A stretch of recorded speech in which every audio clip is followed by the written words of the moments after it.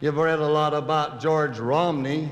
Lately, I picked up Life magazine last night, and there's his picture again, and they're now more or less prognosticating that he'll win the election back there as the governor of that state. And if he does that, being a Mormon boy and a state that hasn't gone Republican for 13 years, there'll only be one reason, and that is that he has the manhood and the determination and the courage that other men don't have. Now, I've happened to know George ever since he was a boy, and when he was courting his wife, she was a personal friend of my oldest daughter, and George was in our home often, and his father was my bishop, and he worked for me, and I've been in George's home, so I know him pretty well. I'd like to just tell you a little bit about George Romney to show you that what lives of great men can do to inspire us if we have the desire to make something of ourselves. The high road, the low road, in between on the misty flat, the rest drift to and fro.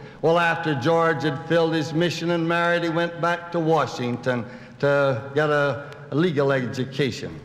And of course, he had to work to help keep that little wifey of his. You know how that goes. Well, anyway, he heard that one of the senators there, and I know who he was, needed a secretary. So George went and applied. And the man at the desk said, "Oh, there's no need of your applying. We already have," I think he said 24 applications. And he said, before the senator gets to you, he will have hired his secretary. George said, "I want to be the 25th. Well, the senator went through the whole list. And when he came to George, George walks up to the senator and he says, "Senator, I'm a Mormon boy from Utah. I filled a mission for the Mormon church. I don't use liquor or tobacco or chase women.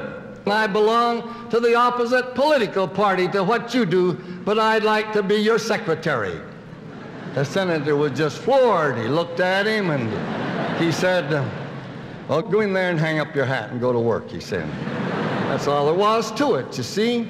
Well, now, a short time after that, a representative of one of the great institutions of America, and I know the company, was in this senator's office. He said, "I wish I knew where I could get a public relations man, some upstanding, fine young fellow to represent our company in the halls of Congress."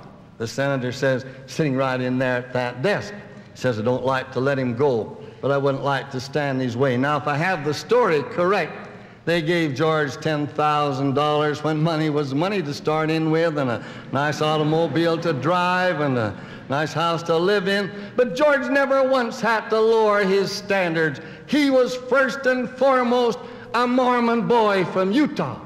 And when they wanted to hire him to be the vice president of American Motors, he said, "My family comes first. My church comes second. If you want third call on my time, you can have it."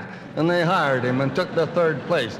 And then when the announcement was made in the newspaper, George insisted that they should give prominence to the fact that he was the district president for the Mormon church in that locality. Don't you admire somebody like that? He didn't have to lower his standards in order to be able to get to that position. Well, now you see where he is today.